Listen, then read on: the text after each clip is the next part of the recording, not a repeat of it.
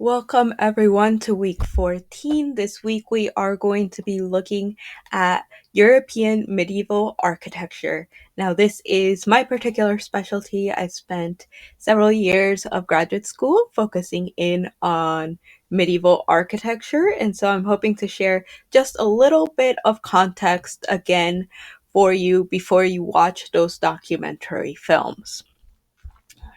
So I want to start actually with a painting, and this is from a book of hours, a medieval book of hours. It was done for the Duke of Burgundy. But just looking at this piece, we can think about how this tells us what life was like during the Middle Ages and what role architecture played in the lives of people. So, first and foremost, you see that the people are outside of the city gates. They are farming, and that is an incredibly important thing to keep in mind. In medieval Europe, most people did not live in large cities. So we no longer have the large cities like Rome. You do have large cities um, in China, for example, but not in Europe. And so what we're going to see are these smaller cities. They're usually walled cities, as we can see here. And the main structures that we are going to see are castles and churches. And so those are the two type of structures that I am going to focus in on today. So, just to give you a little bit of a timeline of medieval Europe, we separated into three different eras because the Middle Ages last about 1,000 years and there's nothing kind of middle about them. There's a lot of things that are going on. So, the early Middle Ages range from the year around 500 to 1000, and this is right after the fall of the Western Roman Empire. In the east, you have the Byzantine Empire, which continues the tradition of Rome. And then you have in Western Europe the Romanesque style. It's called the Romanesque because it tries to emulate Roman architecture, but a lot of that knowledge had been lost, and so the buildings tend to be smaller. The walls tend to be very thick, the windows very small. There's something quite beautiful and intimate about them, but they are not particularly technological or engineering masterpieces. In terms of the Gothic, which is what we mostly associate with the Middle Ages, that comes around during the High Middle Ages. And so that's from around the year 1000 to 1250. And the Late Middle Ages spanned all the way from the 1250s to 1500s. And really, this is the late Gothic period, and it depends on where you are in Europe. Because if you know anything about art history, the Renaissance really starts in the 1300s in northern Italy. But in Spain, they're still building in the Gothic style up until the 1500s, and that's because their history is a bit different. Here is Europe around 1200, and this is kind of roughly the time period we're going to be looking at today. And you can see how you have the Kingdom of France, the Kingdom of England, the different kingdoms in Italy.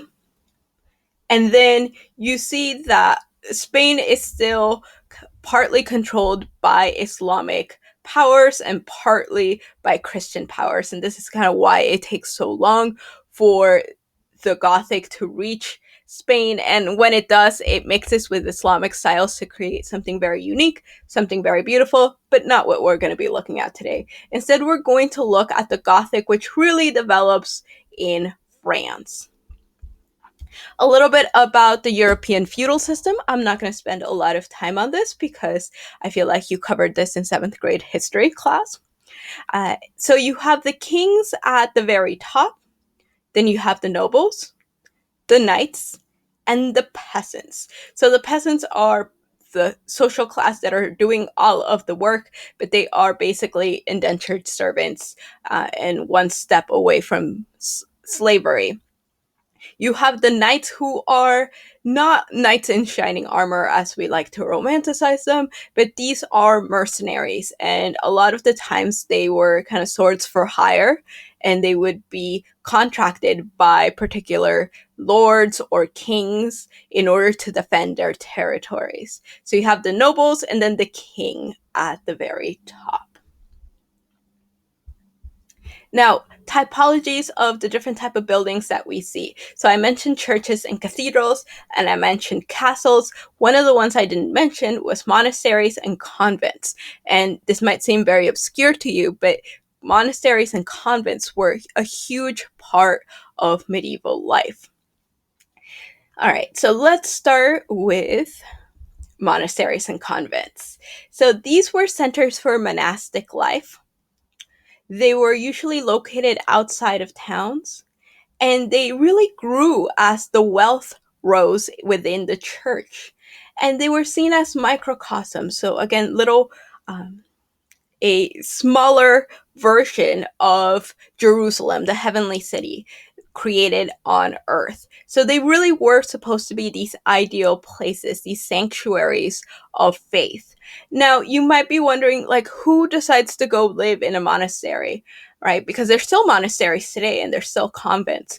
But especially during the Middle Ages, what would draw somebody to one of these spaces? Well, first and foremost, faith. One of the videos I'm going to have you watch really talks about how the medieval worldview was so different than our own.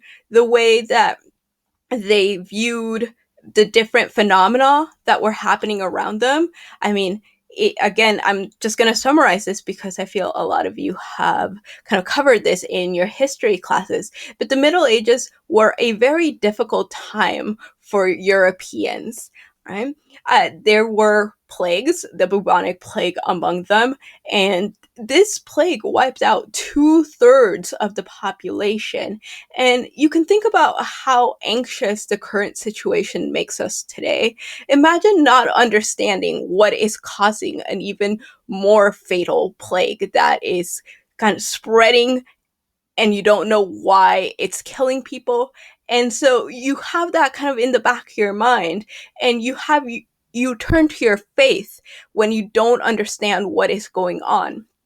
And people during this time deeply believed that the end of the world was just around the corner. And so they saw this as a sign that the world was coming to an end. And again, this makes people turn to their faith once more. This is also a time period where perhaps you don't have as many freedoms in how you're going to live your life, especially in terms of convents. For women who wanted a little bit more freedom, because during this time you went from being the property of your father to being the property of your husband. So you didn't want to get married. So you didn't want to get married to a man. A convent was a great place where it was a community of women where you had a little bit more freedom. You're going to see that many of the women artists of the Middle Ages were actually nuns. The great writers of this era were nuns because they had the freedom. They did not have to have children, which again was not a choice that you could make back then. And so convents allowed them this type of freedom. In monasteries, you're also going to see that men join monastic life for political reasons. They might start off at a monastery, but they might work their way up the hierarchical scale of the church. And in fact, many of the most famous popes come into power, again, by political maneuvering and entering into these political roles of the church. Because you have to remember during this time, the Catholic Church is not just a spiritual entity, it is also a political entity where you have popes that are literally riding into battle. All right, so it's a very different organization than it is today. And here we have the enormity of what one of these monasteries would look like. So they would have their own church, perhaps an abbey. You would have stables. You would have dormitories. You would have infirmaries, latrines, a chapel, a cemetery. So these were self-sustaining communities. Where they raised their animals. They usually would work and create something that they could also sell to the population. And this is similar to what a convent might look like as well. Now, you're also wondering, well, they're spending their whole lives inside of these monasteries or these convents. What else are they doing? Well, they are creating art. And this is where we get illumination from. So back then, in order to copy it by hand, and so you would have these monks, they would sit near a sunny window because, again, there is no artificial light, and they would copy word by word the Bible. And you can imagine how this might have been a little bit boring after a while, no matter how much faith you have. And so they start decorating these Bibles. And what we get then are these beautiful illuminated manuscripts. And I brought these two as an example because you can see how every art form in the Gothic really ties into architecture. You can see how in these images, you have those columns and almost a cityscape in the background. And then in this is a later scroll, manuscript, you can see all of this decoration right here on the outside. We call that ephemera. This is basically monks kind of having fun and doing scribbles on the corners of their papers, which I always find really amusing. But here you can see how even the letters are very architectural in shape. The next thing I want to talk about is pilgrimage. Pilgrimage is going to affect architecture quite a bit as well. It was encouraged by the church, and so you would take pilgrimage to the great sites, to the great churches within Europe, one of the most famous being Santiago de Compostela, which you can still walk today. And you would go to one of these churches to visit a relic. Now, what is a relic? Relics are objects or bodily remains of a saint or a figure that was important in Catholicism. Now, a lot of different religions have relics. The ones in the Catholic religion are pretty famous because they, again, gained a lot of power during the Middle Ages. And so this could be anything from the pinky finger of John the Baptist to the cloth that Jesus used to to wipe his face. It could be the crown of thorns, which is located in Notre Dame Cathedral, which we will see in a few minutes. And a lot of people ask me, well, how do they know it's John the Baptist's pinky finger or something like that? That really is a faith question. And if you really do believe, then that's your answer, right? There's really not a place for science within the faith of believing or not believing in relics. So, according to the Catholic religions, these are the remains of saints or of important figures from the Bible. And they were worshipped because, again, when you're living in a very uncertain world, you turn to your faith. At least many of these people did. And they would pray to these relics for help. And I just brought in an example. This one's from Germany, and it is the tooth of St. John the Baptist. And what I wanted you to focus on here is the fact that the reliquary itself, the reliquary is kind of the object that holds the relic. It is architectural. Look at all of those spires. So again, I'm pointing out how architectural all of Gothic art really was. So I've been kind of throwing that word out, Gothic, but what is the Gothic? So the Gothic, again, developed between the 12th and 14th century. It is really an art movement of Western Europe, and it begins in France. That is not to say that you cannot see beautiful Gothic buildings in Eastern Europe or in Southern Europe, but it is very much kind of a Western style. And this is the Abbey of Saint Denis, and this is the first Gothic building. Now, what type of developments are happening during this time? So, we're going to have very small towns develop into cities, and so they require larger churches, and this is where we're going to get those cathedrals. You're going to see the organization of guilds, and this is kind of a technical thing. You're going to have the stonemasons guild, and they're going to unite and they're going to develop their skills. You're going to have the centralization of power in the church. What themes do we see portrayed in these Gothic cathedrals and Gothic buildings? Well, they're very faith oriented. So you're going to see the life of Christ or Bible scenes during this time in medieval Europe. Most people did not know how to read, and the church sermons were in Latin, and most people did not speak Latin. So you had no idea what was going on. And the way that you understood and learned the stories and the lessons of Christ was through art, by looking at the faces of the saints, the stories being told in stone and in stained glass. So this is a Roman basilica shaped church. This is the style that was used in the Gothic. It is shaped like a cross. It is anthropomorphic, meaning it stands for the body of Christ because it is a cross. And it holds a lot of symbolic geometry. Here we can see some of the names of the different spaces. They all have names. And as you would walk through one of these cathedrals, you would actually circumambulate, which means kind of go around the building itself.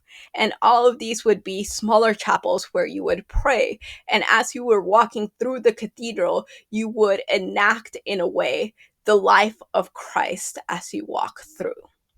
So there's a lot of ritual and ceremony in the architecture itself. Then you would have these magnificent capitals that would be carved with all sorts of fantastical creatures. And in the film I'm going to show you again, it talks a little bit about how in the medieval world, the natural world and the supernatural were really blurred. And so people did believe in demons and vampires and creatures that would come in at night. And so they also decorated their religious architecture with some of these fantastical creatures. And then you also, side by side, have stories of the Bible being told. So it's a really interesting juxtaposition. Some types of vaults, I'm not going to get into this a lot, but there's a lot of technical engineering developments that developed during this time. Now, one thing that I am going to mention is Gothic cathedrals were tall. And the taller they were, the better. You can just imagine the cities were competing. Imagine Livermore versus Pleasanton versus Tracy. Who can have the tallest, most beautiful cathedral? Because remember, the cathedral, you were building a home for God. And so the nicer your home, the more likely that God is going to reside in it. And so we see from Leon to Paris, Chartres, and Amiens, they get taller and taller. This is Amiens Cathedral, and you can see it just soars into the sky. And a lot of this was actually enabled, let me go back, by the use of the pointed arch. And the pointed arch is actually brought into Western medieval Europe through the Islamic empires that we talked about in Spain and all of North Africa. Now, they also had a portal, so the main entrance into the church. And this very top part here is called the tympanum. And this is where you often see a lot of these biblical stories being told. It's often the Last Judgment, which we see here. 3 entrances that reflects the Holy Trinity. So again, that sacred geometry at play. So here we have, this is a last judgment where you see those that will be saved. And the medieval people had an incredible imagination. And so you're going to see very vivid depictions of what happens to the damned. And just a quick picture of some stained glass. So unfortunately, stained glass is very fragile, and a lot of it was destroyed during many different wars in Europe, and especially during the Second World War. But we have still some of these original stained glasses, and these told stories from the Bible. Now, the example I wanted to show you was Notre Dame, and I like to talk about Notre Dame because of what just happened. What was it, 1 or 2 years ago now? Where it burned down, and strangely enough, it burned down right as I was about to teach about medieval Europe in one of my classes, and one of my students just tells me Notre Dame's on fire, and I was like, fake news. And then I looked it up and I was like, oh no, it is on fire. Now, this was not the first time that Notre Dame had caught fire. This is why they were made out of stone. Thankfully, as I saw it burning on video, I knew that it would not completely burn, again, because it's made out of stone, and this was very much intentional so that it would not burn down, and also because of the structure itself. Now, they said that it would take they would rebuild it in about 10 years, and I kind of laughed at that. It's going to take much, much longer to rebuild. And the entire spire, the roof fell down. Now, thankfully, they were doing a lot of renovations, so some of the original artwork was able to be preserved, along with that crown of thorns that was located inside. Now, one of the things I wanted to point out here are these kind of strange architectural things that are kind of sticking out of the buildings. They are not decorative, they are actually structural. These are what we call flying buttresses, and they were very much the norm during this time. And basically, what they're doing is they're basically holding up the entire building. So, as I said, when this was burning, I was like, oh, it'll hold as long as the buttresses don't collapse, because if the buttresses collapse, the entire building is not structurally sound anymore. Now, one of the buildings I wanted to mention was Sainte-Chapelle. Now, Sainte-Chapelle is actually a very small chapel located near Notre Dame. So when all of this is over and we are out in the world again traveling, I very much recommend that you go to Sainte-Chapelle, because it is a little jewel box of the medieval with these beautiful stained glass windows. It is beautifully preserved. It was the private chapel of the king.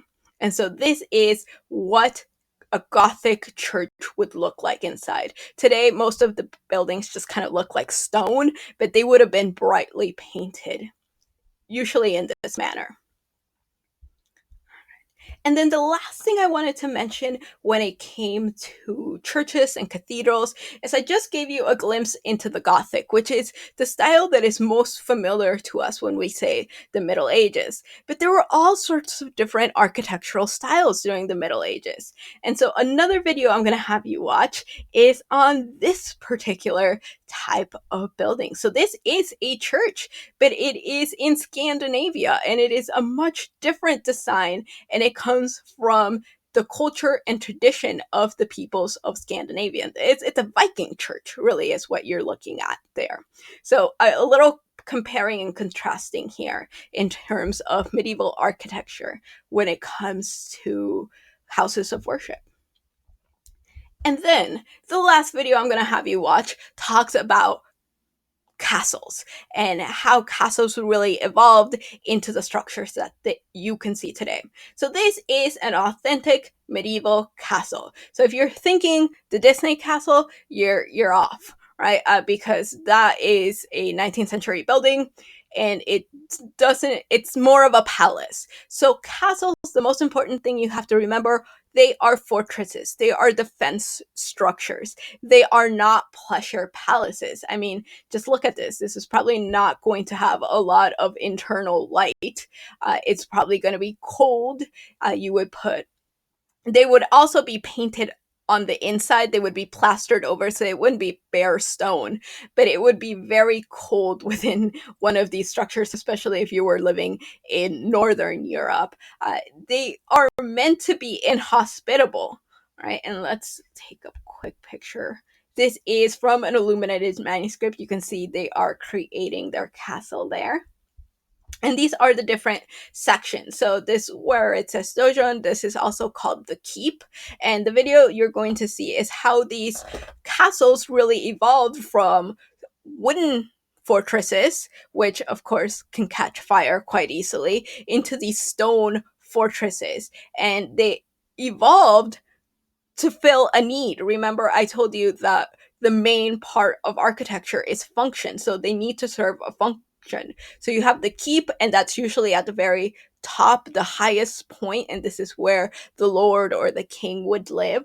And then you would have an inner wall right here, and then you would have an outer wall. Right, this is also where if there is an invasion, if the mercenary knights are attacking, you would all run into people that lived outside of the castle walls, would all run into the castle, and this is where you would have siege warfare. But in siege warfare, right, your best bet is to starve out people. What we find is also they sometimes they throw in deceased bodies in order to get everybody sick, and then you kind of win the keep. But what if you are inside? Your best bet is to stay inside, make sure that you have animals, you have food stored, and then you just kind of wait for the people outside to give up. And you can do this if your castle is well defended, if it is a proper fortress, meaning you have these walls and they are circular so that they are not weak in terms of structural integrity. You have these crenellations at the top where you can shoot down at your enemy. You have a drawbridge that you can bring up in order to make it harder, everything harder for those invading armies. And so that is the juxt of a medieval castle. So I have, again, a couple of videos for you to watch. I hope you enjoyed our brief journey through medieval architecture, and I will see you all next week.